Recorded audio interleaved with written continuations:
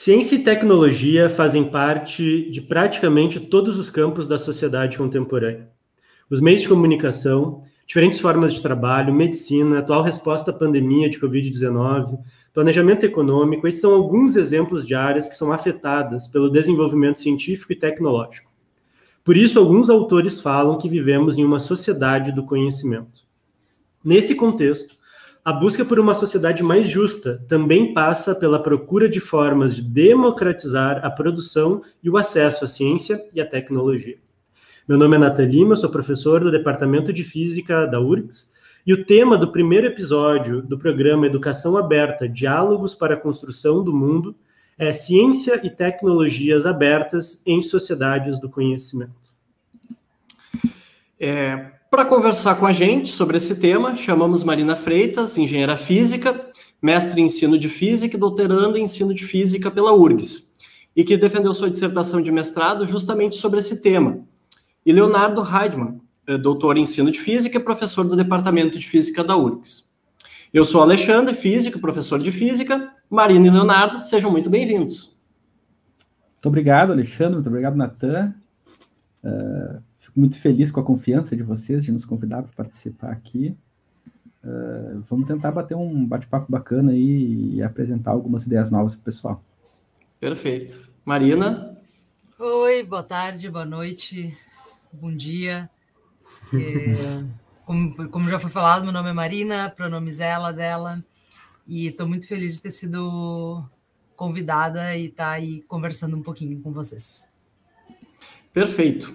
Esse é, então, o primeiro episódio do programa Educação Aberta, Diálogos para a Construção de um Mundo Comum, um projeto de extensão do Instituto de Física da URGS que tem por objetivo criar espaços de diálogo, como esse, para pensar sobre a educação brasileira, seus dilemas e possíveis caminhos. Aberto no título do programa tem a ideia de algo que ainda não está pronto, algo que está para ser construído. A ideia do programa é, juntamente com os convidados, construir questões e possibilidades que não existem. Por isso, Educação Aberta.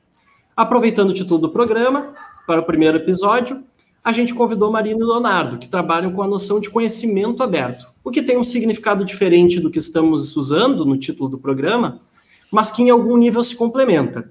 Então, Leonardo e Marina, para começar a nossa conversa, o que é conhecimento aberto? É uma pergunta bastante, digamos, bastante ampla, né? Bastante complicada de se responder de um modo bate-pronto. Até porque a minha concepção, a Marina vai poder complementar mais à frente, mas a minha concepção sobre o conhecimento aberto, ela vai além da própria definição fechadinha, digamos assim, né? Porque se a gente fala de conhecimento aberto, a definição mais explorada e difundida está vinculada com as licenças sobre o uso delas, Perfeito. Sobre o uso desse conhecimento. Né? Se costuma falar em conhecimento aberto, aquele conhecimento que está sob licença vinculada às 4 liberdades de uso, me ajuda, Marina, uso, edição, compartilhamento... Uso, estudo, modificação, distribuição ou fabricação... Execução, coisas assim. Mas quando a gente fala em conhecimento aberto, a gente está falando de uma coisa que extrapola essa definição. A gente está falando de alguma coisa que está vinculada a uma própria noção, uma cultura de vida, uma forma de pensar a sociedade, é uma coisa que vai além dessa definição baseada em 4 licenças, em 4 liberdades, né? Mas é um movimento que ele cresce, ele ganha força em cima da definição dessas licenças. Por exemplo, a licença Creative Commons foi uma licença extremamente importante, um recurso extremamente importante para a consolidação, para o desenvolvimento, para a evolução desse tipo de conhecimento. Marina, complementa aí, Marina, que tu que é mais atenta a essa questão jurídica do conhecimento aberto. Claro. Eu até acho interessante especificar um pouco uma curiosidade que eu tinha, assim, essa ideia de conhecimento aberto não é uma perspectiva, vamos botar assim, geral. Os movimentos dentro desse espectro, eles existem separadamente, mas se tocam, né? Não são isolados. E o que eu acho interessante, que eu descobri com mais clareza até recentemente, lendo um livro do Leonardo Foleto, que é aqui de Porto Alegre, do movimento de cultura digital, o livro dele é Cultura Livre, e que ele conta um pouco da história da cultura livre e remonta, puxando movimentos mais antigos que defendiam democratização do conhecimento, o acesso ao conhecimento de maneira ampla, até o movimento da antropofagia, né, o modernismo na arte, tudo tinha essa pegada. Se tu for pensar, existem movimentos que defendem o acesso ao conhecimento, existem pessoas que defendem isso, desde que existem instituições que limitam o acesso, né? Seja por motivos de propriedade intelectual ou algum outro, de algum status de classe, alguma cultura, alguma casta, sempre tem algum tipo de instituição que estabelece quem que pode acessar ou não. E, atualmente, acho que o sistema que faz esse papel de estabelecer quais são os grupos de pessoas que podem acessar determinados conhecimentos é a propriedade intelectual, porque ela surge como um mecanismo de incentivar a inovação e a criação de tecnologias, de proteger os inventores, de dar um retorno aos inventores, um retorno pelo investimento de tempo e dinheiro nas invenções, mas com o tempo se transforma em um mecanismo de manutenção de poder, né? Como várias outras coisas. A gente vê, por exemplo, quem descreve bem isso é o Lawrence Lessig, no livro que também se chama Cultura Livre, mas é outro, que conta a história do desenvolvimento de várias tecnologias e como a história do direito autoral ele evolui junto com a idade do Mickey, né, do Mickey Mouse, porque toda vez que chega perto do Mickey Mouse entrar em domínio público, existe uma grande ação que expande o tempo dos direitos autorais nos Estados Unidos. Hoje é 90 anos depois da morte do autor, o que faz a gente questionar, né? Quem que está recebendo a retribuição pelo incentivo da criação dessa obra, se a pessoa já morreu há 90 anos, né? Então, qual que é o sentido disso? Hoje, a gente só tem coisas em domínio público da década de 50, e como é que... quem tem o direito de criar é só quem tem o direito de pagar por acessar. E quem tem o direito de ser lembrado é quem tem a possibilidade de se manter vivo, que são as grandes produtoras mantendo os filmes antigos, os personagens, isso na área da arte, né? E na área da ciência e da tecnologia também tem algumas coisas assim. Mas eu super me perdi aqui. Mas o que eu queria dizer só... Fala. Não, pode. O que eu ia dizer, eu me perdi aqui totalmente, né? Mas por isso que eu gosto de seguir o escrito, mas eu não estou seguindo o meu escrito, então daí dá nisso. Mas o que eu ia dizer é que o que diferencia, então, esse tal do código aberto do resto, né? O que eu acho que dá para dizer, quando que existe um movimento que dá para dizer do código aberto? Por que é diferente? Por que o software livre é tão disruptivo e tem essa força tão grande se sempre existiram pessoas defendendo o acesso e a democratização do conhecimento? Eu acho que o que dá para identificar, não fui eu que identifiquei, mas o que dá para identificar é o hackear a propriedade intelectual. Muitos movimentos negam, né? Movimentos anarquistas, já muito antigos, negam a propriedade intelectual. E as licenças abertas, o que elas fazem? Elas dizem, sim, o autor tem a propriedade dessa obra, mas ele libera para que as pessoas façam isso, isso, isso e isso. E essa coisa, por mais simples que pareça, quando foi feita no início da década de 90 com a General Public License, foi a primeira, eu acho que dá para dizer, com as licenças copyleft, é que gera uma mudança, a possibilidade de uma nova forma de advogar, de lutar, de militar e de possibilitar o acesso ao conhecimento. Daí, em 2002, mais ou menos, o Lawrence Lessig, que foi esse que eu falei, ele é um advogado que lutou contra a ampliação dos direitos autorais no Bono Act, que é esse ato que aumentou o tempo de direitos autorais para o Mickey não virar domínio público. Ele e a fundação dele criam o Creative Commons, que hoje eu acho que, inegavelmente, a licença mais conhecida. E daí, por exemplo, movimentos na ciência, que desde a criação dos periódicos científicos, desde a criação dos periódicos científicos, se questiona o ter que pagar pelo acesso aos periódicos, esse movimento que já existia, ele se conecta com o movimento de software livre e entra dentro desse movimento do aberto porque passa a usar as licenças, porque passa a ter um mecanismo legal de fazer essa militância aí, essa possibilidade.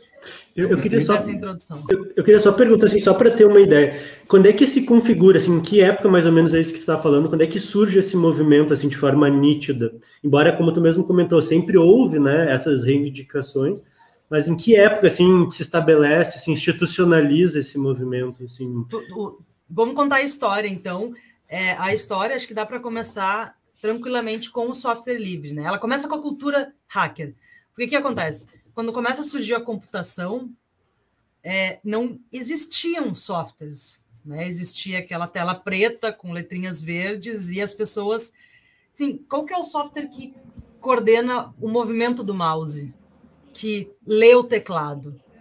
Isso tudo são softwares que editam o texto.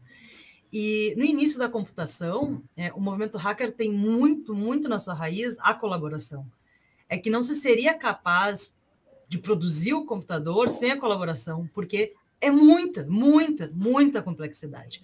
Então, existia dentro do movimento hacker, do pessoal da computação, a cultura do compartilhamento. É assim que se surge a computação como computador. E, inclusive, e daí o que acontece é que, estando estabelecido o computador, a Microsoft vai lá e começa a fechar. E não só a Microsoft, né? Mas vários começam a fechar. E, nesse movimento de fechar, tem um choque de cultura aí. Porque existem essas pessoas esses programadores, esses desenvolvedores que existiam no mundo baseado numa cultura do compartilhamento e da abertura, de que se a impressora está dando um problema, me manda o software, eu corrijo e mando de volta para a empresa, ele corrigido. Essa era a lógica. Tem esse choque, e daí nesse choque surge o software livre. O grande nome que surge é o Richard Stallman, que é quem lidera e cria a Fundação do Software Livre, e cria os primeiros manifestos, e começa a fazer um chamamento para que as pessoas criem um sistema operacional aberto. Isso em 85, 83. Entendeu? Quando sai ali da década de 70, se estabelece o mundo da computação e daí as empresas começam a fechar. Né? Não é que não existiam os direitos autorais antes sobre o código, mas não era prática. Não era prática porque, se isso tivesse existido desde o início, eu acho que ia acontecer que nem aconteceu com o coitado dos nanotubos, que não tem produto com nanotubo, porque se tu for tentar hoje produzir um grafeno, alguma tecnologia, é tanta patente que provavelmente tu vai quebrar uma patente, tu vai infringir uma patente se tu produzir uma coisa com nanotubo. Então, isso vai então por isso que a cultura hacker é tão forte, por isso que o software livre é tão forte nesse movimento, porque vamos dizer, a área que abraça isso, que daí no início da década de 90 vem a licença, daí dali a pouco vem mais um pedaço do Linux, e daí o sistema operacional fica operante, né? Daí vira uma coisa que pode ser distribuído, surge o movimento Debian ali, na década de 90, que daí que se tem temos um sistema operacional, agora a gente pode usar um software livre por completo, e daí as coisas vão andando. A gente tem, em 2002, o Creative Commons. Daí, por exemplo, já em 98, quando a Cielo é criada, os periódicos científicos já são abertos. Não existia Creative Commons, mas já é aberto. Daí, em 2002, é a primeira vez que a Unesco fala sobre o aberto, né? Mas é só em 2012 que cria a definição de recursos educacionais abertos, mas ali em 2002 também essa ideia de cursos disponíveis abertos online, e daí, enfim, mais em 2008, não, um pouco antes, 2003, tem a primeira impressora. Tá, agora eu não sei se é 2003, 2006, tem o primeiro projeto de impressora 3D aberto, impressora 3D.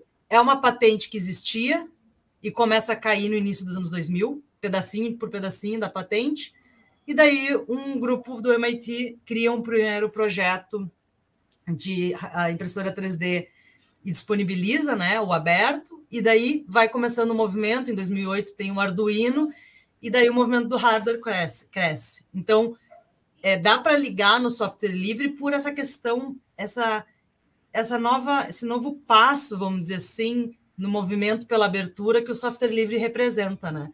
Não dá para fingir que nunca houve uma defesa contra pelo acesso, nunca houve... Sim, desde que, se tu vai ver, assim,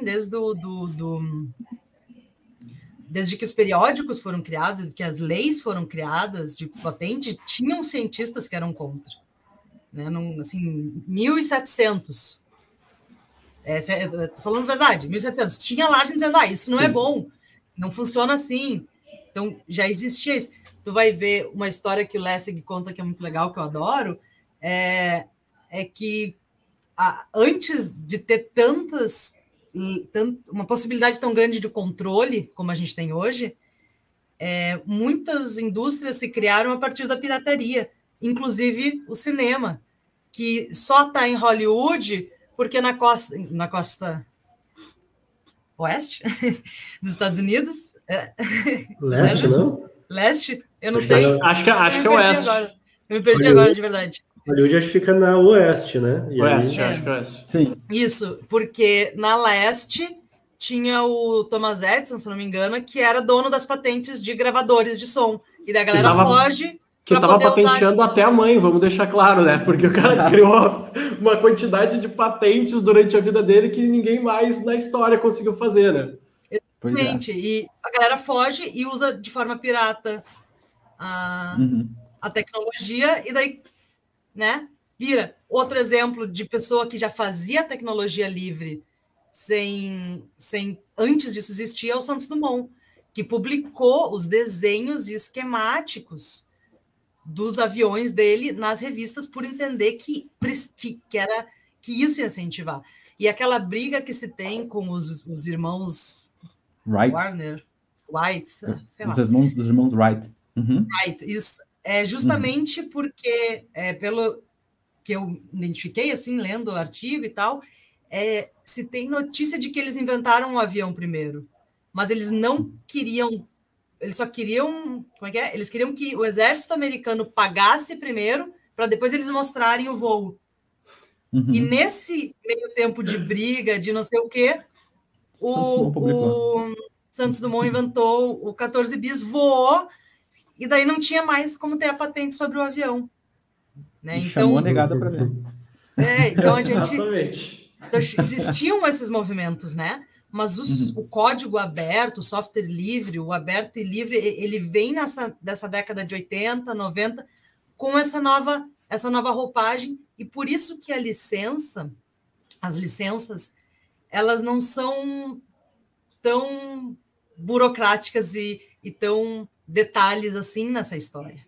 Elas são o que garante esse movimento, que fortalece, o que permite se criar uma rede, o que permite ter repositório, porque daí o que acontece? Tu tem as licenças que exigem que a derivação mantenha aberto.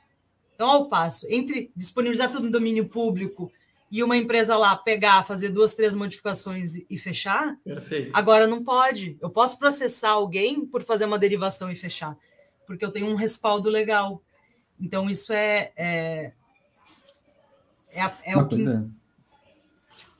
o que, digamos, é um pilar da construção da comunidade, né?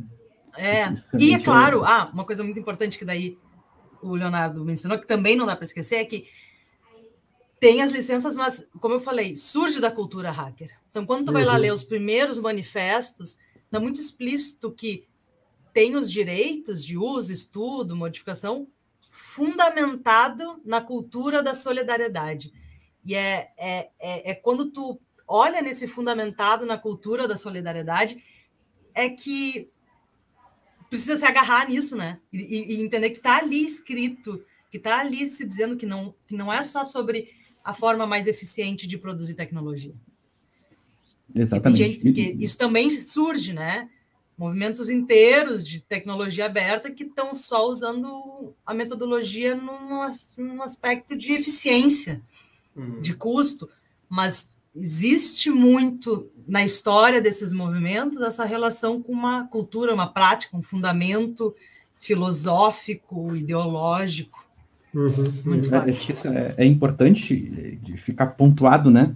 Digamos, a ideia do software livre, da cultura livre, do hardware livre. Primeiro, eu acho que antes de mais nada é ressaltar de que, ainda que o software livre seja talvez a pedra fundamental desse movimento, né? Ela surge dali, mas hoje, quando a gente fala em conhecimento livre, a gente não está resumindo essa discussão a software ou hardware. A gente está falando de uma coisa que é muito mais ampla. A gente está falando de arte, inclusive, né? A gente pode estar falando até de gastronomia, de uma receita de uma pizza livre, né? Pode ser qualquer coisa desse sentido. Um outro ponto que é importante chamar a atenção é de que a gente não está querendo promover uma forma de desenvolver ciência e tecnologia de forma mais eficaz, que isso dê mais retorno, né? Vocês podem ver que a lógica da propriedade intelectual está dentro de toda a produção de conhecimento científico no Brasil, de uma forma muito dura, né? Pensem o quanto os cursos de engenharia, por exemplo, são avaliados em termos de número de patentes que são registradas. Né? Dentro da cultura do conhecimento aberto, isso aí é insano. Isso é uma coisa que está indo contra essa perspectiva. Mas a ideia, muito pelo contrário, de produtividade, é para uma linha pautada em solidariedade, compartilhamento e, acima de tudo, democratização do uso, do acesso. Né? Como a própria Marina falou, a gente poderia ir para uma linha de anarquista, de negar a propriedade, né? E daqui a pouco dane-se a propriedade, nós vamos hackear, nós vamos usar um software pirata, nós vamos usar coisa independente da licença que aquilo está sendo proposta. Mas dentro do conhecimento aberto, a ideia é justamente estar dentro do sistema, só que uma outra perspectiva. Uma perspectiva de democratização, de compartilhamento, de solidariedade. Até só um comentário, né? Inclusive na própria ciência, né? Quantas revistas bem avaliadas são revistas pagas, né? E no fim as pessoas publicam nessas revistas, mas que não vão ter acesso. Fechou o microfone. Para as outras pessoas, né? Fechei sem querer. Então, realmente, a gente não consegue se libertar totalmente disso, né? Acho que a gente até pode adiantar um assunto, Marina. Né? Dentro dessa perspectiva, Nathan, a gente vive hoje um movimento revolucionário em nível mundial que parte do Plano S. Né? O Plano S ele é resultado de uma coalizão entre diversas agências de fomento europeias. Começou com 11 agências de fomento, hoje já tem, eu acho que 17, né, Marina? Não tenho bem certeza. São as maiores agências de fomento da Europa hoje. Elas se reuniram, propuseram um plano chamado de Plano S, que se compromete a levar com que todos os trabalhos, todas as pesquisas oriundas de financiamento dessas agências, que na maior parte delas, e originalmente todas eram públicas, né, porque você estava falando de que o conhecimento científico é publicado em revista paga. Mais grave de tudo isso é que é um conhecimento oriundo de dinheiro público, né, Nathan? Qual é a graça disso, meu querido? Né? Eu tenho uma universidade pública, eu pago o salário dos pesquisadores, esses caras fazem a pesquisa e eu não tenho acesso ao que o cara produziu. Não tem graça isso aí. E aí, claro, esse pessoal vislumbrando isso, agências públicas de fomento europeias, 11 se reuniram inicialmente e bolaram o Plano S, que se compromete a que toda a pesquisa oriunda do financiamento dessas agências, até 2024, 100% da produção esteja publicada em revistas de acesso aberto.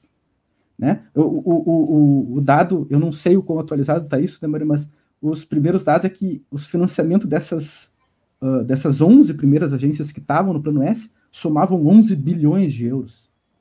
Né? E que 1 a cada 3 artigos publicados na Nature ou na Science tinham verba de uma dessas agências. Então, isso é radical. Isso é radical. Esperem em poucos anos, isso vai ter algum impacto, né? Ainda que só 6% da publicação mundial tenha financiamento dessas agências, segundo os dados que eu vi ultimamente aí, né? Ainda assim, se tu pega as grandes revistas como Nature e Science, é 30%, é muita coisa. E tem mais gente agregando, né? Até a Gates Foundation está dentro disso aí. Mas eles vão publicar, por exemplo, em revistas pagas, mas só que eles vão financiar para que tenha open access, por exemplo, seria isso? Assim? Não, eles só... é como se fosse um critério, uma exigência do fomento, é que seja publicado em uma revista que seja de acesso aberto. Daí, se tiver que pagar uma taxa, vai estar considerado as taxas dentro do financiamento. Justamente. Mas vai ter que estar em acesso aberto. Em open access. É como se o CNPq entrasse numa dessa, entende? O CNPq diz, tu quer dinheiro para fomentar a tua pesquisa? Beleza. Tu vai ter que publicar com acesso aberto a tua produção. Entende? Sim. Mas teria que ter um financiamento a mais para poder publicar nessas revistas, por exemplo. Essa é uma grande discussão, né? A gente estava justamente discutindo isso. Uma das preocupações dos pesquisadores em relação ao Plano S, que enfim, está sendo considerado pela coalizão, é que isso pode prejudicar países com menor renda, né? Porque vai ser mais difícil publicar. No caso do Brasil, em revistas nacionais, isso não é tanto um problema, porque é muito forte no Brasil a cultura de revistas de alto nível, com acesso aberto, que tu não paga para publicar. Mas internacionalmente, não. Então, esse é um problema a ser resolvido, mas que, enfim, está aí para ser resolvido, não está sendo ignorado. Pois é. Aliás, mas aí a gente pode botar numa outra conta, né, Natan? Quanto o Brasil, o Ministério da Educação, por exemplo, gasta em assinatura de periódicos, né? Hoje dá bilhão, né? Dá bilhão. Tem o periódicos CAPES lá, que hoje todas as universidades são filiadas, as universidades públicas são filiadas a isso. Não sei se tem universidades privadas também que estão dentro disso, não tenho bem clareza. Mas dá bilhão do ponto de vista de custo. Eu não sei exatamente o valor, mas certamente passa de 1 bilhão de reais anuais em assinaturas. Aliás, a USP, hoje já não está bem assim, eu vi o último orçamento da USP, não está bem assim, mas há uns 2 anos atrás, a USP gastava mais dinheiro assinando periódicos do que com assistência estudantil. Se tu pegava todo o dinheiro de assistência estudantil da universidade, casa do estudante, bolsas para permanência no curso, tudo isso dava uns 80% do que a universidade gastava para comprar periódico. Sendo que os próprios pesquisadores da UFRGS publicam nesses periódicos. Então, você paga 2 vezes pelo artigo. Né? Pensa em termos de população nacional do Brasil, né? A gente sustenta as universidades, a gente paga imposto para que as universidades existam. Aí o professor da USP se esforça para isso, publica numa boa revista. Isso é comemorado, né? Que maravilha. Foi publicado numa grande revista. E aí a revista cobra dele para ele acessar o seu próprio artigo. Não tem graça, né? Não para nós, né? Pois é. Curioso até, não é curioso, né? Mas tem uma matéria muito interessante no The Guardian que fala eu acho que é Robert Martin, eu estava procurando o nome, mas não achei. Não sei se vai ter algum tipo de link para referências que pode juntar no podcast, eu posso mandar alguns links. Mas que foi o cara que criou a revista que depois virou o Elsevier, e ele explicitamente fala que ele decide entrar nesse negócio de publicação científica e criar as revistas. Criar, assim, elas já existiam de uma forma informal, né? Mas como editora, porque ele recebia 3 vezes porque ele não recebia porque alguém pagava para fazer a pesquisa, alguém pagava pelo revisor e alguém paga para ler, né? Então, o desgramado é um gênio. Exatamente. Então, a editora, dessa forma como a gente conhece, os periódicos científicos como a gente conhece, aí acho que é a década de 60, 70, começa assim, já começa dentro de uma lógica voltada para o lucro, né? Não é que ela própria não se sustente, né? Inclusive, o Plano S, que é isso que a gente está falando, gente, não é nada muito louco, as instituições de pesquisa da Europa dizendo: será que faz sentido existir uma editora científica voltada para o lucro? Né? Eu estava pesquisando sobre isso ontem. Será que isso faz sentido? É para isso que a ciência serve? Para isso que uma revista científica serve? Né? Se esse dinheiro todo investido do CNPq e do CNPq não, mas de todas as universidades, não poderiam sustentar diversas revistas? Pois é. Não necessariamente tu vai gastar mais ou menos dinheiro, mas tu vai reorganizar o dinheiro, mas ampliar o acesso. Acesso a, por exemplo, agora que a gente está vivendo esse momento de pandemia, né? Acesso aos dados dessas revistas. E interessante dizer que o Plano S, ele não é só sobre acesso, ele também demanda que os dados sejam publicados e que os códigos principalmente ali, foca mais nos códigos no sentido de análise de dados, de tratamento de dados, né?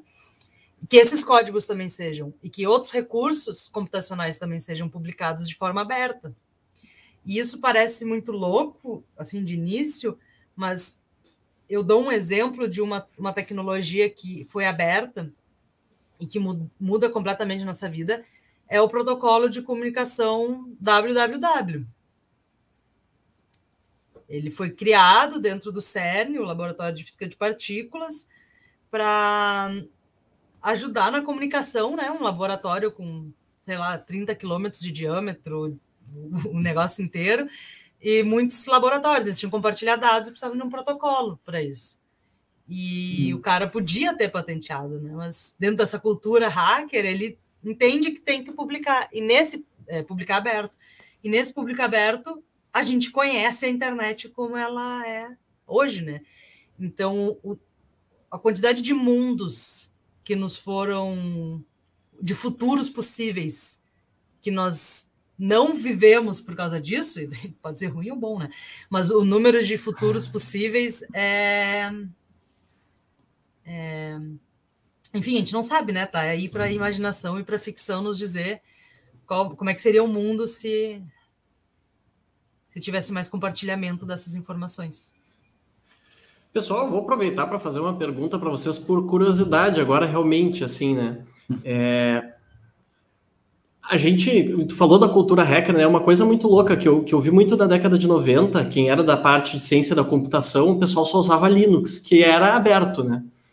Era um sistema operacional aberto, eles adoravam. Aí quem é que usava Linux? Era quem sabia programar, porque era vamos dizer assim, uma ferramenta que ela não era fácil de se utilizar, né? O cara tinha que ter um conhecimento um pouquinho mais avançado. E aqui a gente está falando em conhecimento aberto, a gente está falando em conhecimento científico, né? E me parece que o conhecimento científico ele fica muito limitado, né? Muitas vezes à revista. E ele não sai da revista.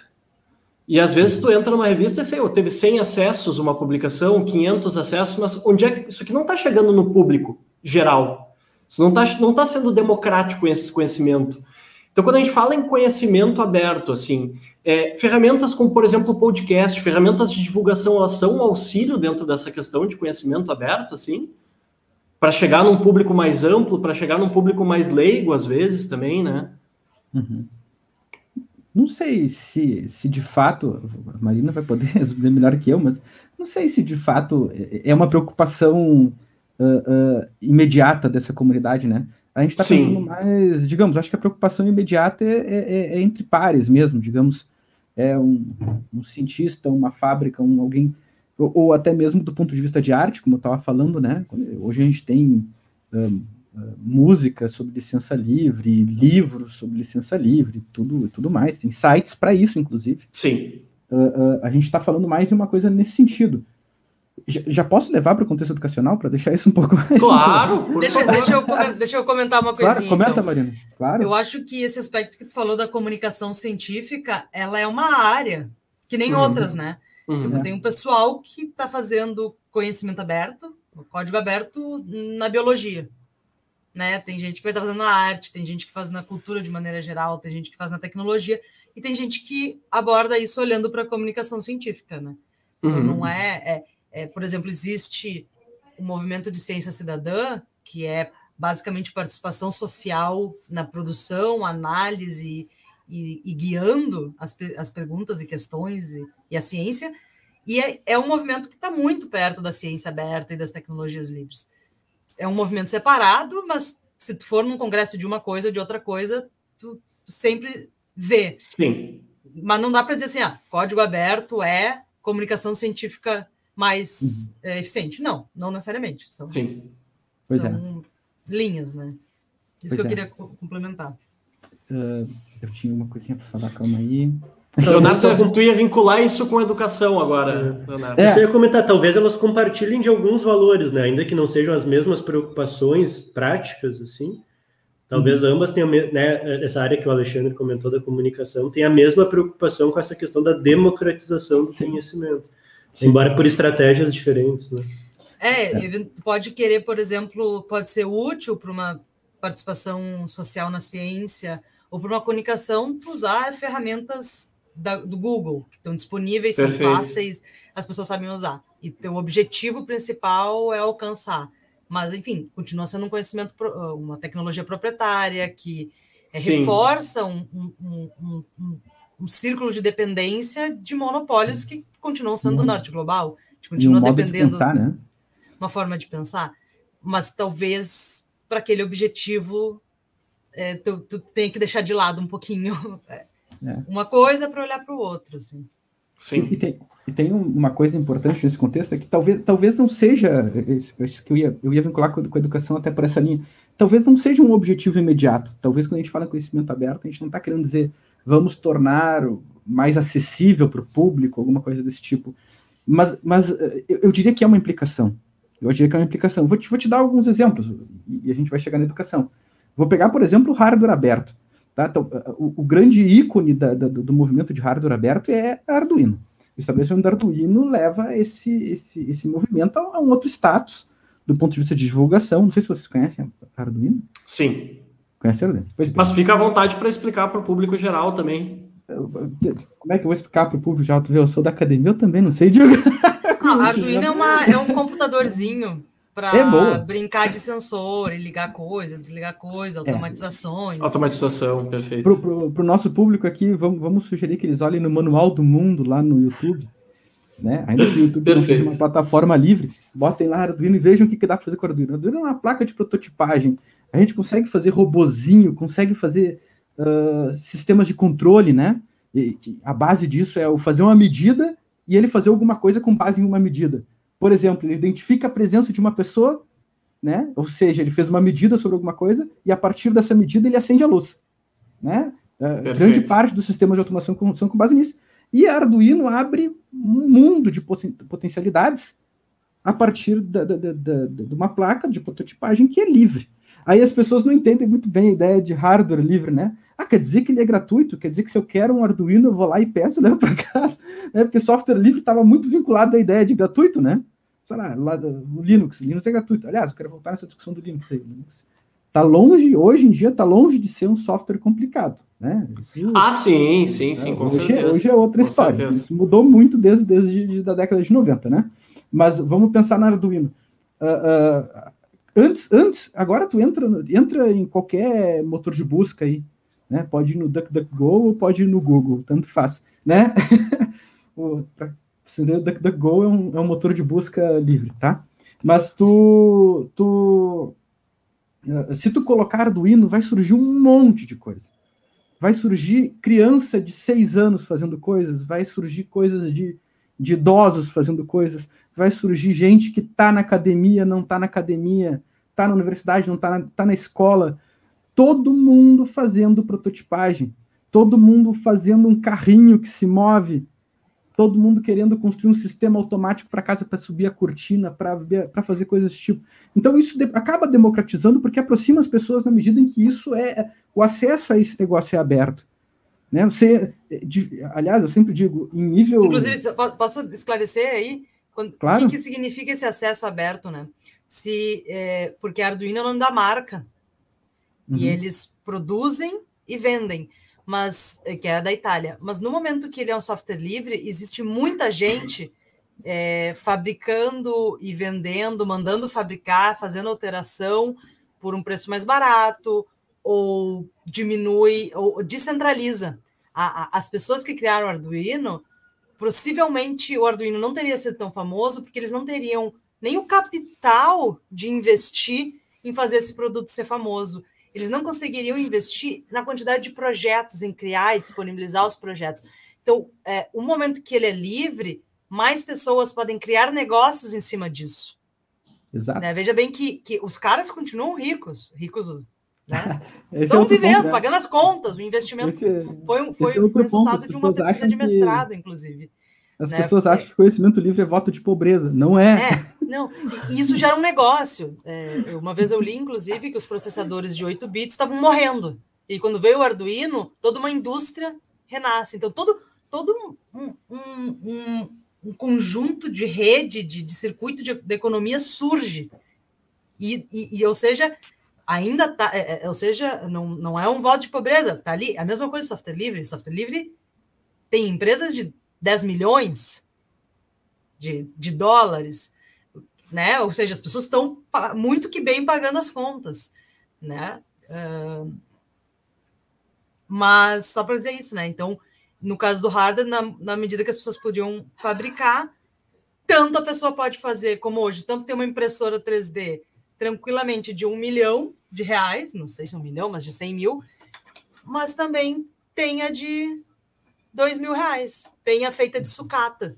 E é isso que diferencia, né? É a possibilidade, é isso que dá esse passo, assim, de tu poder ter e não precisar sempre depender de um lugar centralizado, de uma produção centralizada, de um monopólio, de uma única forma de entender como é que esse equipamento deve ser produzido. Né? Daí, no momento que a pessoa tem uma outra realidade, sucata, ela consegue criar a partir da realidade dela, né? A partir dos recursos que aquele país tem e da economia e necessidade daquele espaço. Fechei parênteses. E aí percebam que é uma implicação as pessoas se aproximarem da tecnologia e da ciência. Sim, eu vou pegar, eu tenho dois primos que são pequenos entre aspas, né? Um deles é um animal alto pra caramba, mas tem 11 anos, tá? Mas ele, acho que foi o último aniversário dele, meu pai é padrinho dele, né? Aí eu falei, pai, dá um kit Arduino pra esse guri, né? Aí o guri tá lá construindo coisa com Arduino, entende? Eu tenho um outro primo, esse meu outro primo, ele na verdade, ele é filho do meu primo, e eu acho que ele tá com 8 ou 9 anos, tá? Ele mora no interior de Santa Catarina, o pai dele é criador de porcos, certo? Interiorzão, assim, tipo, no mato em volta. Pai, vamos comprar um kit, porque o meu pai também é padrinho dele. Vamos comprar um kit, mandar um kit de Arduino lá para ele. Vamos. Vai lá e dá pro guri. O guri começa a ter contato com ciência, com tecnologia a partir desse tipo de situação. Então, como eu estava dizendo, talvez não seja um objetivo imediato desses movimentos, a gente pensar em divulgação científica, mas esse respingo, essa democratização do acesso, do uso, da exploração, até mesmo comercial, como a Marina fez questão de chamar atenção aqui, isso aproxima as pessoas desse meio, né? Faz a pessoa começar a entender o que é um sistema de prototipagem daqui a pouco, porque ela vai procurar esse conhecimento, né? Lá no Manual do Mundo tem um motor estrela que ele faz com o Arduino lá, né?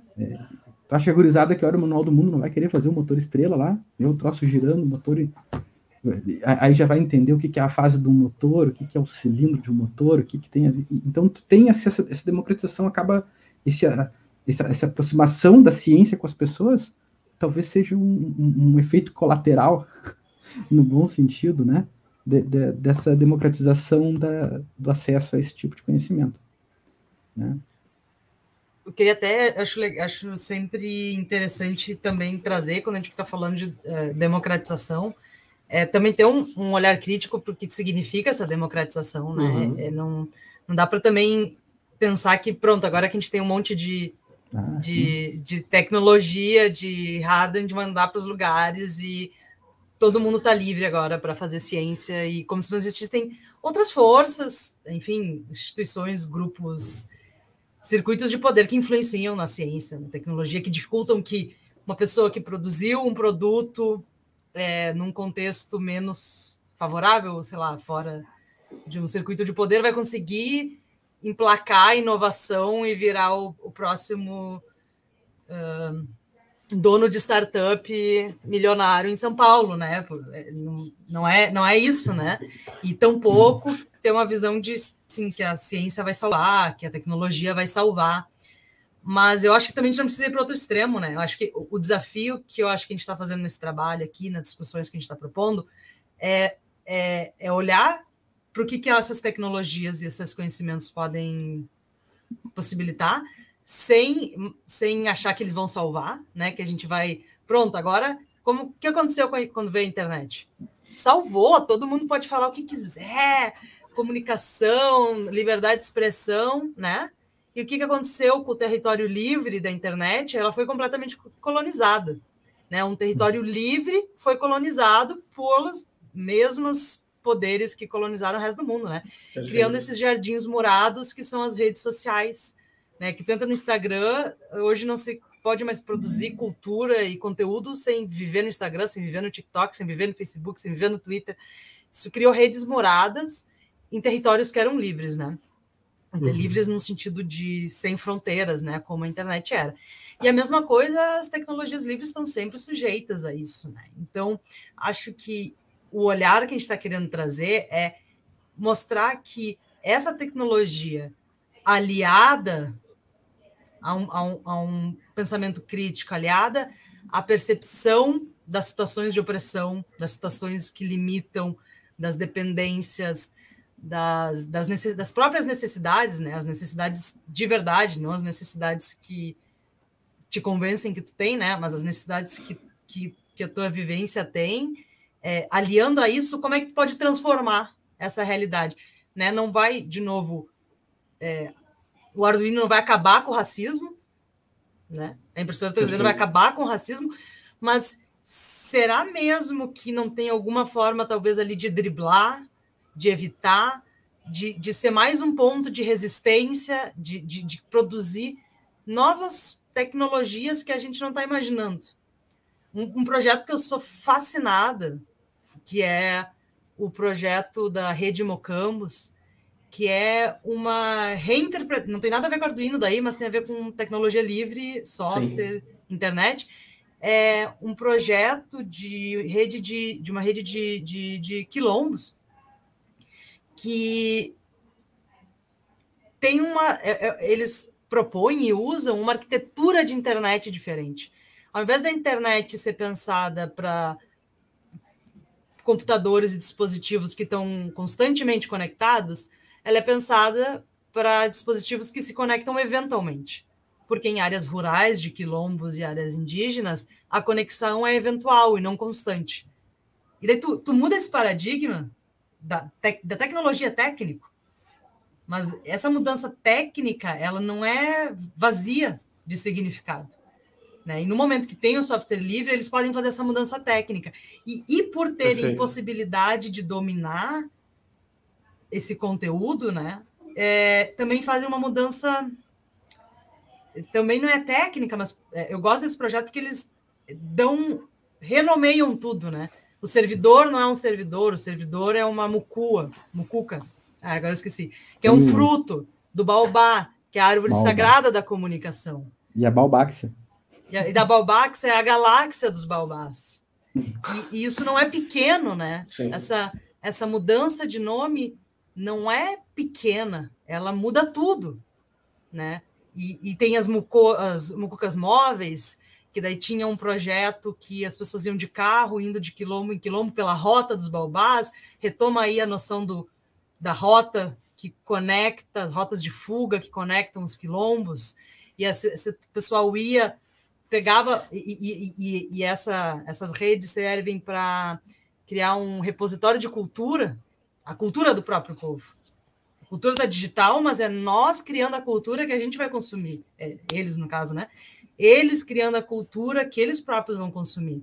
Ainda são os cantos deles. Ainda são, não precisa deixar de usar o computador, né? E assim compartilhando, criando um servidor distribuído, né? Mas dentro de uma arquitetura possível para esses espaços rurais. E isso é possibilitado porque o software era livre, e daí produções que foram feitas por uns hackers hipsters da década de 80 foram usadas. Então, não é necessariamente reconstruir todo o conhecimento, no sentido de que decolonizar o conhecimento vai ser desmanchar todo o produzido e produzir um todo de uma perspectiva nova, né? Então, consegue abarcar, e o livre, ele permite isso porque te dá um respaldo legal e um respaldo de ter a documentação, né? No momento que tu tem a documentação, tu tem o conhecimento disponível, então tu pode pegar e tu pode legalmente mudar. E a rede, a infraestrutura livre, cria daí o espaço para a educação, que é a possibilidade de tu aprender e tu criar as habilidades técnicas que vão ser necessárias para daí tu produzir essas novas tecnologias, para daí tu produzir essas novas ciências. Isso é difícil, isso aqui que eu falei é muito difícil falar, mas eu acho que eu consegui construir a possibilidade que isso tem, né? Espero que não tenha viajado. Ficou bem ilustrado. Não, ficou bem ilustrado nesse último exemplo. Acho que ajudou bastante, na verdade. Só um comentário bem rápido, assim, o Delcio Auler tem um texto em que ele comenta justamente alguns posicionamentos sobre filosofia da tecnologia.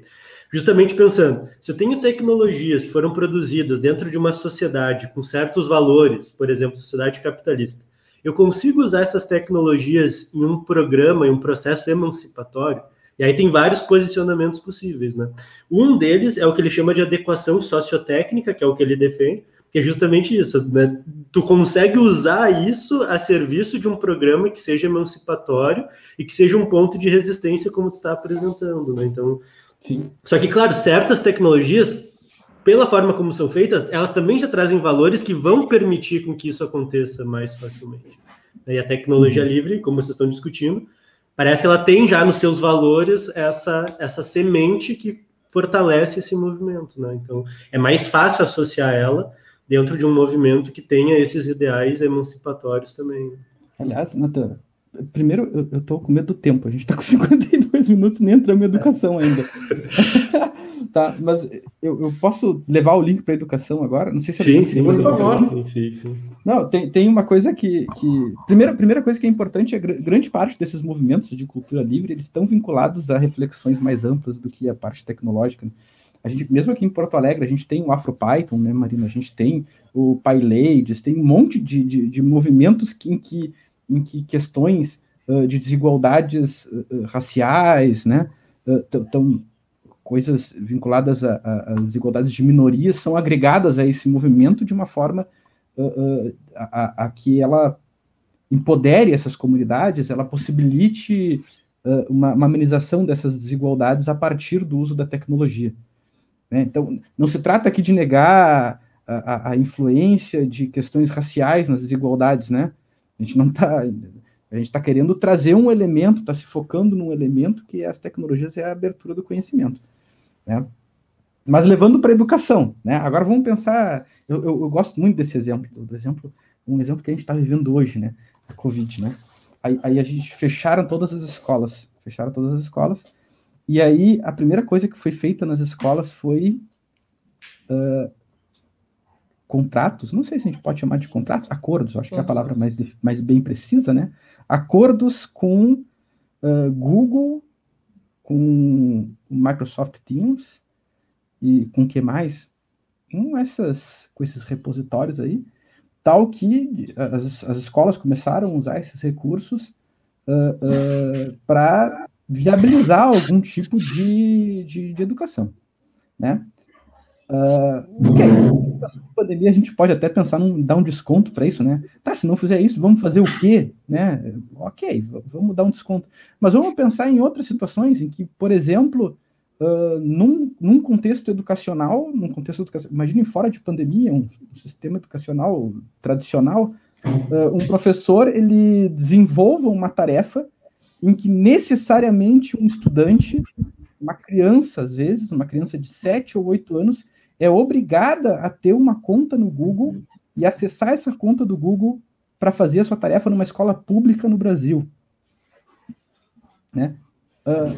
Dois pontos que são primordiais. Primeiro, o que está acontecendo com esse dado que a gente está levando para criar, que o Google está coletando, enquanto essa criança está usando esse recurso. Esse é o primeiro ponto. Né? A gente sabe hoje que dados são petróleo, né? A gente consegue modificar a forma das pessoas pensar se a gente tem dados suficientemente precisos dessas pessoas. Tem pesquisas que mostram que o Facebook é capaz de prever as tuas respostas melhor do que teu companheiro ou companheira, né? Então, são pesquisas que mostram isso. Depende do número de cliques, né? Eu acho que com 50 cliques a precisão é maior. O Átila Yamarino tem um vídeo no YouTube sobre isso. Vocês podem assistir outro momento. Fica aí para a lista de coisas que a gente vai chamar a atenção. O outro ponto, que é esse que me incomoda mais, é a questão da formatação das mentes. Né? A gente pode pensar numa educação ideal, né? Uma educação focada em problemas, focadas sensíveis ao contexto local, né? Focada nas contradições da escola. Ok, eu concordo com isso, acho isso absolutamente fundamental, mas ao mesmo tempo em que a gente preconiza esse tipo de educação e espera que isso aconteça, a gente não se preocupa em como isso vai acontecer.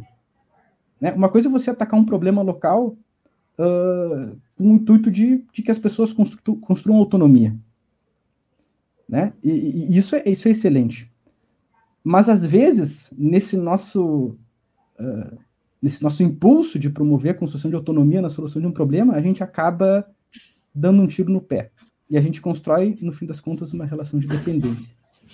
Quando isso acontece?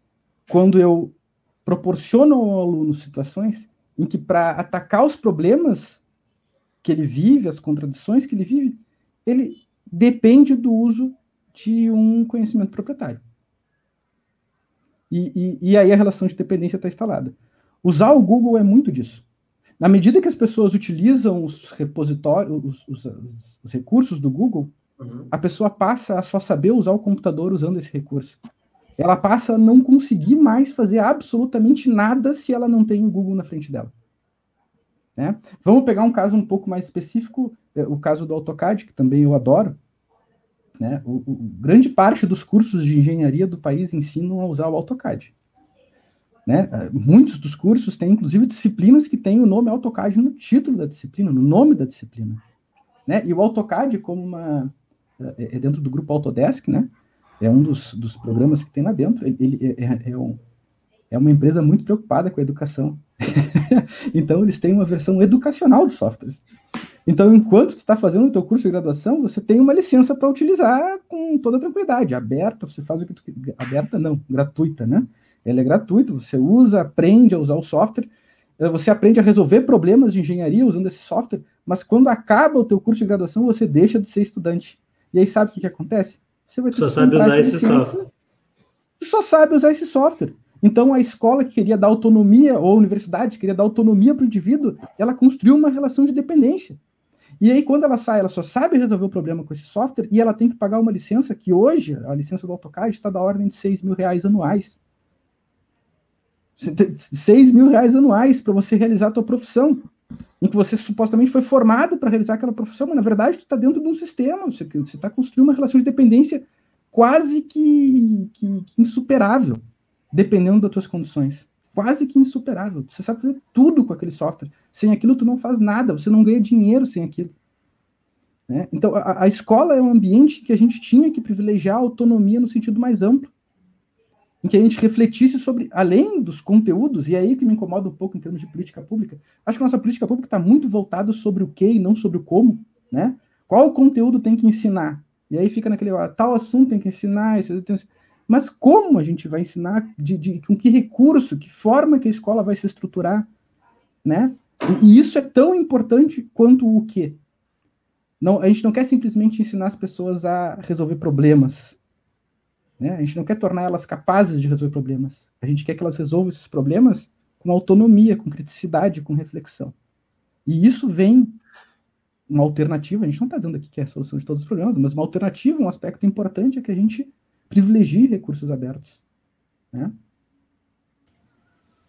Até adicionando... Pode falar. Até adicionando nisso, né? É claro que a universidade tem um papel de formar e precisa estar alinhado também com as necessidades, no caso de engenharia, necessidades da indústria, né? Porque é onde a engenharia vai estar. Mas não precisaria ser a única forma de tu resolver esse problema ensinando uma ferramenta proprietária, né? porque, inclusive, de uma perspectiva, não é só uma independência individual do estudante que não vai conseguir exercer sua profissão. A gente está falando a nível de nação, a gente está falando que, como país, a gente não consegue construir moradia sem AutoCAD. Você entende? A gente não consegue criar moradia sem a permissão e sem pagar por uma empresa internacional.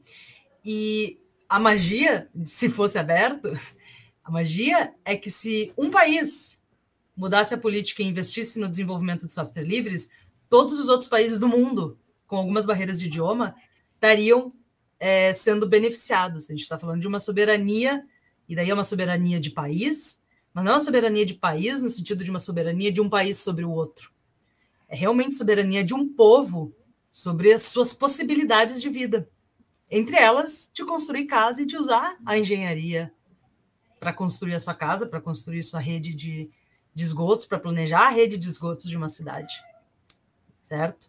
Então, acho que quando tu dá esse outro passo de entender que é uma dependência individual e é uma dependência coletiva a nível de nação, também tu incentivar e promover, e não só dar a técnica, e não só usar o recurso educacional aberto, mas discutir a importância de promover, fazer política pública na cultura, política pública na indústria, política pública na ciência, política pública na educação.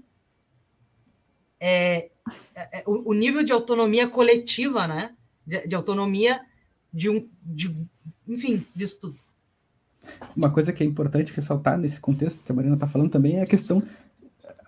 A galera costuma entender recurso educacional aberto. Aliás, a gente até pode dar um passo anterior. O que é um recurso educacional, né? Dentro do nosso modo legitimado de ser professor de escola, o recurso educacional hoje é quase que sinônimo de livro. Né? Aliás, a gente tem o Plano Nacional do Livro Didático, dá bilhão também. Dá bilhão o Plano Nacional do Livro Didático. Tá? 1 bilhão por ano. 1 bilhão por ano. É dinheiro pra caramba. Né? Para as editoras. Para quem já foi em Brasília, já foi no setor de editoras, sabe os prédios faraônicos que estão por lá. Né? Dá bilhão, uma estrutura absurda. Né? Mas, e esse mesmo bilhão podia estar descentralizado. Claro. Nas pequenas editoras de cada cidade. Que outros projetos educacionais poderiam receber esse investimento, que não as editoras, né? Justamente. E aí imagina você dar força para a editora do município pequeno, né? Vamos supor, por exemplo, a gente tem um plano nacional descentralizado em que tu tenha grandes especialistas da área. Imagina que tu reúne grandes pesquisadores da área de ensino de física, eles escrevem um livro, só que esse livro sob uma licença livre. E paga essas pessoas para fazer isso. E aí o professor lá da escola, ele pode pegar esse livro e ele pode editar esse livro para trazer o contexto local para esse livro. E esse livro é impresso na localidade dele, na editora da cidade. Tu descentraliza toda essa verba. Esse é o primeiro ponto. Mas não é onde eu quero chegar ainda. O ponto que eu quero chegar é que recurso educacional é mais do que livro. Né? Quando a gente está falando... seria muito simples eu ter um livro que ensine, por exemplo, em engenharia lá e tal. O livro tem uma licença livre, só que lá no meio eu coloco lá que o cara tem que baixar o AutoCAD para fazer um exercício. Então, quando a gente está falando em recurso educacional, ele vai além do livro. Não é simplesmente a informação. Porque alguém pode dizer, porra, a gente está falando de física. Né? O princípio é de domínio público faz tempo. Né? A gente não precisa de livro de física livre. Mas quando a gente fala em livro de física livre, a gente está indo um pouco além disso. Digamos, na hora que o aluno for resolver os problemas, a gente mobilize um software livre, mobilize um hardware livre para fazer coleta de dados no laboratório experimental, por exemplo.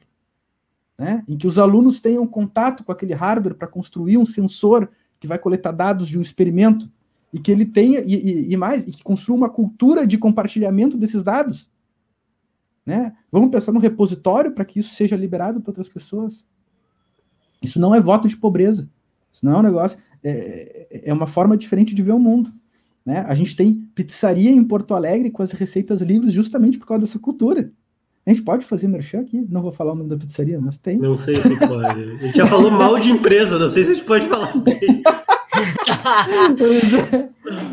É verdade. Mas tem verdade. Matei, fermentou, peçam, é vegana. As receitas estão lá no site. Isso significa que agora o Natan, ao invés de ele chamar uma pizza, ele vai abrir o site, vai pegar a receita, vai fazer e vai deixar a empresa pobre? Não, né, gente? A gente vai continuar comprando a pizza. Né? Os caras que estão milionários fazendo Arduino lá, eles não ficaram pobres porque liberaram o hardware deles. Agora o hardware aberto significa que agora eu vou fazer o hardware. Não, você compra ainda, você continua comprando as coisas. O final da receita deles é agora põe no forno a lenha. Ninguém tem um forno a lenha em casa. Esse é um ponto. Tem a limitação de recurso, claro, mas tem a questão de que...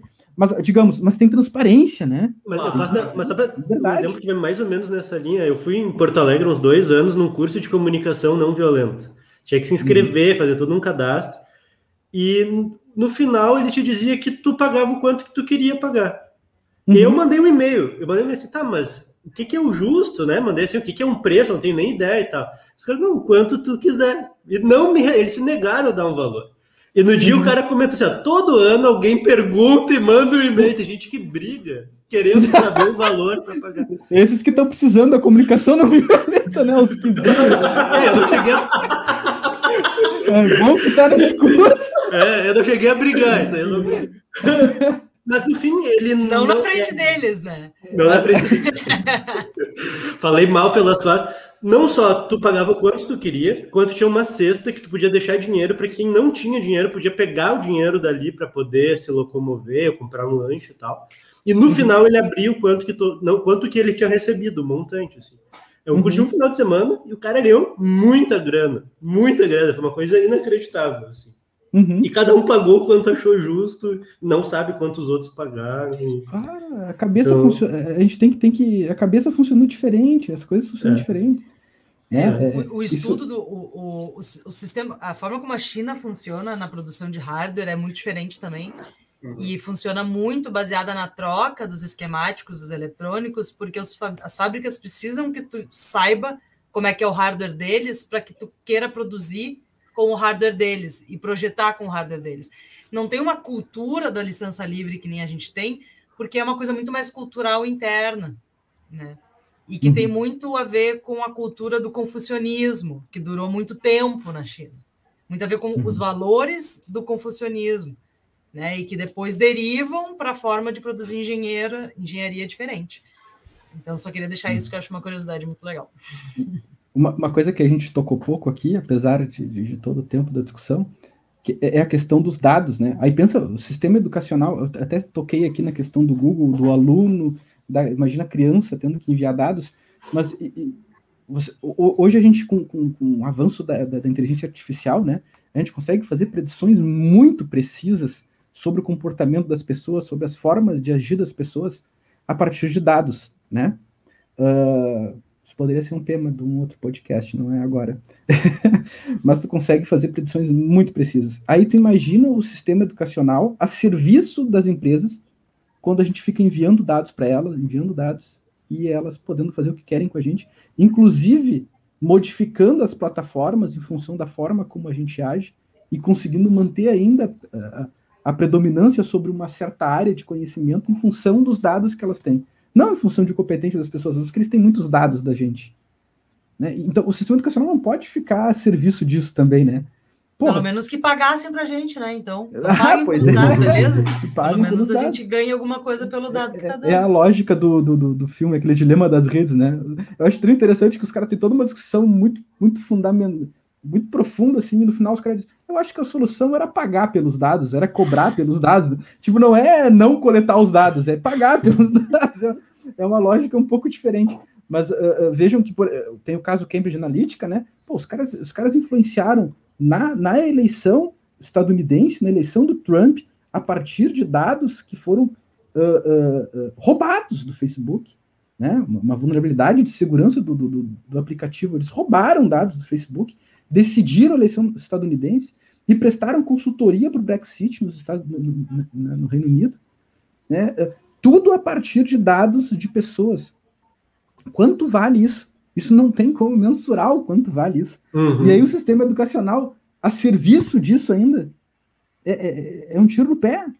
Não tira um pé. E até para as pessoas entenderem um pouquinho que tu tá falando do Google, das ferramentas de ensino do Google, por exemplo, né? O Moodle que a gente conhece é uma plataforma livre, né, de ensino. E ela está disponível e assim, ninguém vai poder trabalhar com os dados, porque eu baixo o Moodle, eu instalo no meu servidor e os dados vão estar guardados dentro daquele servidor. Se eu não disponibilizar, ninguém vai ter acesso, sabe? Então é um pouco disso, né? A gente tem ferramentas muito boas, a não ser que roubem. Ou que eu seja um baita de um babaca e resolva distribuir, né? Ou vender. Pois é. Mas daí pelo menos tu ganha uma grana, né? Né? Uma coisa que é importante, tu falou do Moodle, porque a gente sabe que o WordPress também é livre, né? E o WordPress hoje está por trás de sei lá quantos % dos sites do mundo. E o WordPress tem lá o sitezinho. Tu pode baixar o WordPress, instalar no teu servidor, tu pode fazer o teu site, liberar para quem tu quiser, mas também você pode pagar para eles para ter uma instância do WordPress lá no wordpress.com, né? Sim. Então, os caras ganham dinheiro. Como eu digo, não é voto de pobreza. Volta a chamar a atenção disso. É simplesmente uma forma de valorizar o trabalho, não valorizar o capital. Né? Isso é fundamental. A gente muda um pouco a lógica. É muito estranho na nossa sociedade de hoje valer mais a pena tu investir no mercado de capital do que tu produzir. Né? O mundo vive em cima de especulação. Perfeito. As empresas crescem sem ter um prego. Valem bilhões.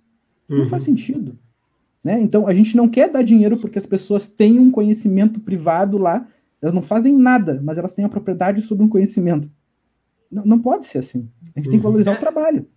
O exemplo do Moodle, nesse caso, é que tu não vai deixar de ter aquela pessoa que é especialista em instalar o Moodle, em configurar, em te ajudar, em te dar o suporte. Não, tu vai ter aquela empresa pequena que vai te ajudar com isso. Mas a plataforma é livre. Se tu resolver estudar e resolver instalar, tu vai conseguir utilizar também, né?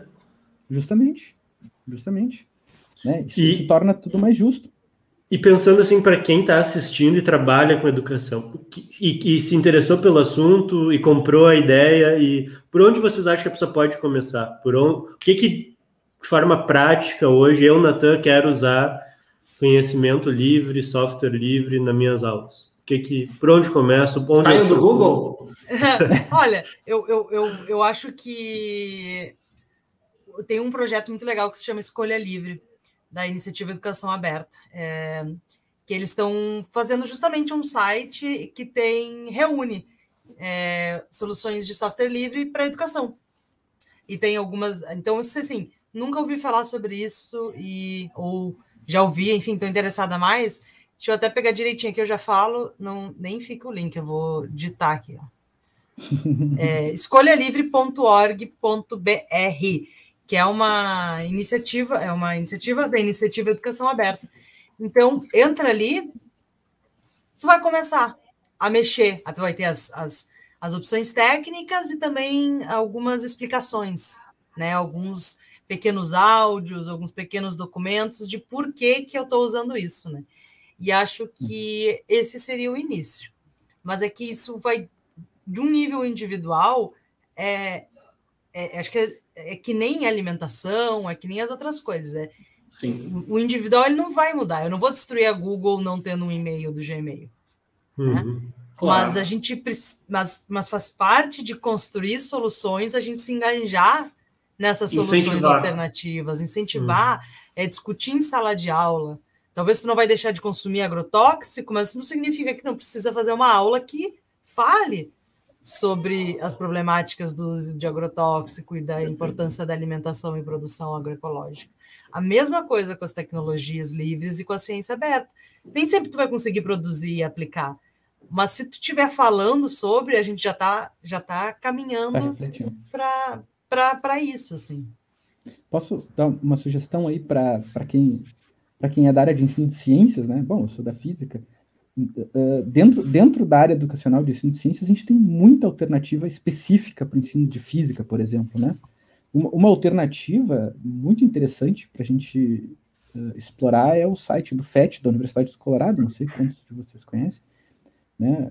Mas se vocês botarem lá PHET no seu motor de busca, vai aparecer o FET da Universidade do Colorado, que é financiado por organizações que tem envolvimento do Carl Weiman, que ganhou o Prêmio Nobel da Física, inclusive. tem uma série de simulações, eu diria, são uma das melhores simulações que a gente encontra na rede hoje, e todas são livres, todas de código aberto. Né? Simulações, tu está falando de objetos de aprendizagem? Isso, simulações computacionais sobre diversos conteúdos de física, tem muita coisa muito boa lá. Né? Legal.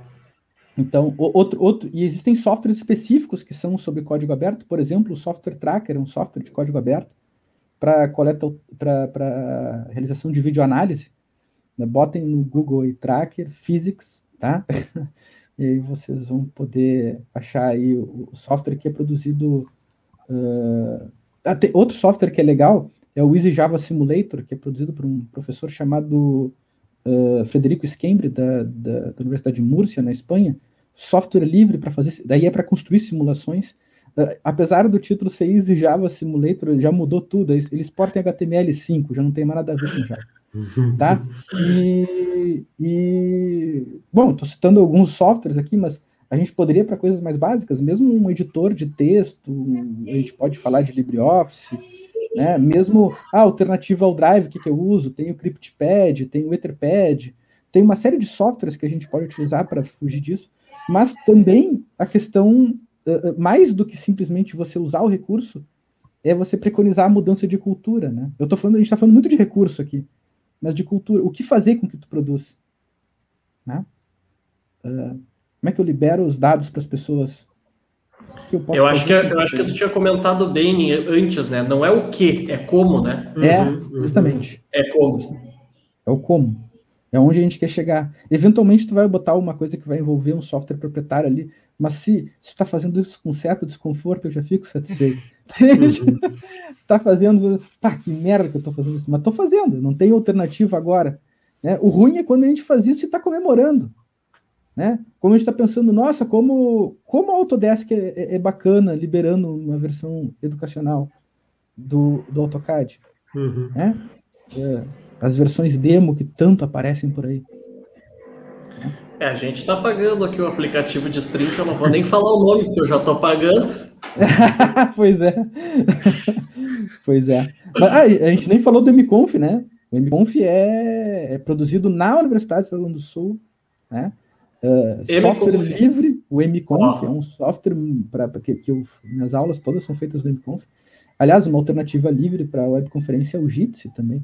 Mas o MConf é legal, eu quero falar do MConf porque ele é feito na URGS. Mas quem não é da URGS consegue criar a sala no MConf? Se você é de uma instituição pública e tem vínculo com a universidade pública, tu pode acessar o MConf da RNP, da Rede Nacional de Pesquisa.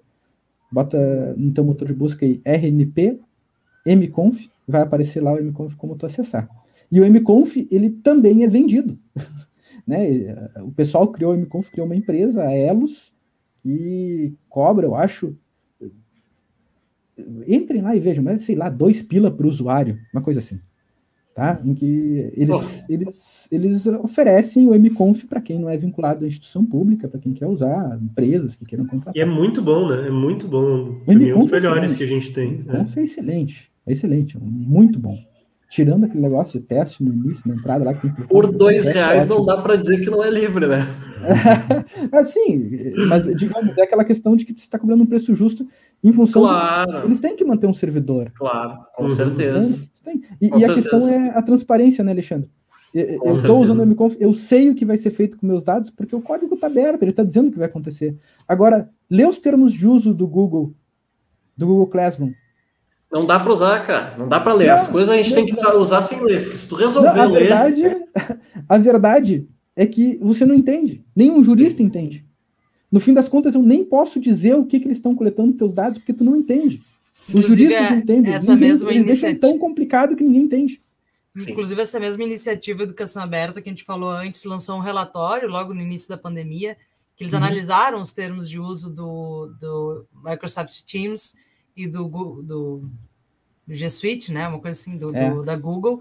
E essa é a conclusão. Não dá para entender o que eles... No fim, eles não estão falando o que eles vão fazer.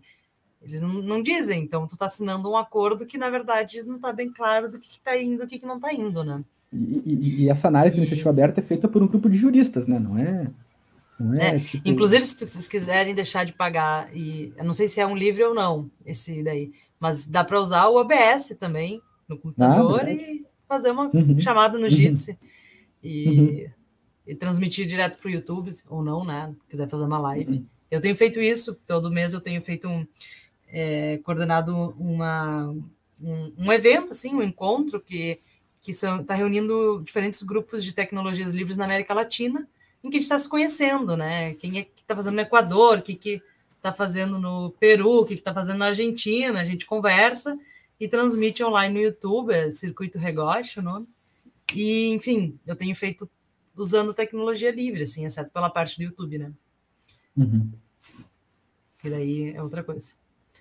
Mas dando uma dica aí, né? Não precisa também se sentir coagido, mas eu tô falando, né? Discutindo. Tá certo. Alguma pergunta a mais? Eu acho que tá bom, né? Acho que teve bastante. Acho que tem bastante ideia interessante. Eu acho que ficou bem importante entender essa questão da filosofia por trás do movimento, e aí como que isso pode se concretizar, né, na prática. A gente vai deixar os links, né? Vamos deixar o link da dissertação da Marina também, e todos os links depois, se vocês puderem nos passar desses movimentos que vocês falaram, e, enfim, ideias, artigos que vocês conheçam, e também o evento, né, que a Marina faz, botar e organizar ali para quem quiser nos assistir, vai poder encontrar todo esse material, né? Acho que também a ideia um pouco desse programa é criar um pouco teve fontes também de consulta, né, para as pessoas. Deixar o e-mail também de vocês, acho, para contato, quem tiver alguma dúvida ou alguma rede social que vocês acharem melhor para contato. A gente deixa coloca, lá. Né? Eu queria ressaltar uma coisinha que eu acho que é importante nesse final, eu acho que isso... Por favor. Isso fecha um pouco da discussão. É muito interessante que muitas vezes, isso já aconteceu algumas vezes comigo, quando eu tenho alguma dificuldade, eu tenho meu Linux aqui, e quando eu tenho uma dificuldade, sei lá, às vezes eu perco 2 horas para instalar uma impressora maldita no Linux, né? E aí é interessante a satisfação, às vezes, de algumas pessoas de olharem para mim e falar, viu? Tu quer ficar usando esse negócio aí? Sabe? Meio um negócio, viu, otário, né? Como se a escolha por um software fosse... como se essa escolha fosse meramente técnica, né? Como se, não, eu uso o Linux porque eu julgo que ele é melhor. Eu até julgo que ele é melhor. Mas não, a minha escolha pelo uso desse software, ela é política, ela é ideológica. Sim. Ela não é... a gente não pode limitar essa discussão a custo. A gente não pode limitar isso a solidariedade, ainda que isso esteja por trás. Não estou dizendo que isso não está por trás, está por trás. A gente não pode limitar isso a compartilhamento, a acessibilidade. Acessibilidade. Somos pessoas boazinhas e a gente quer fazer uma coisa que seja mais acessível a todos. Não, a gente tem toda uma discussão ideológica que está pautada por quais são as implicações da propriedade do conhecimento, né? Como que isso reproduz desigualdades sociais? Como é que a gente pode fomentar instituições, universidades, por exemplo, plurais, democráticas, de fato, né? E isso não pode ficar por trás, até porque a Marina fez uma revisão da literatura algum tempo atrás e ela mostra que na área de educação em ciências e tecnologia isso não aparece nos artigos. Né? Mesmo quando usam recursos livres, a discussão fica muito no âmbito do custo e compartilhamento. Então isso que é importante a gente ir além da técnica. Isso que é fundamental. Né? Então eu quero encerrar com essa fala aí. Perfeito. Tá ótimo. Muito obrigado, Marina, Leonardo, por terem aceitado o nosso convite. A gente estreou da melhor forma possível, né? Acho que vai superar o encontro da ideia do programa também, do que a gente está buscando aqui. Então, muito obrigado mesmo.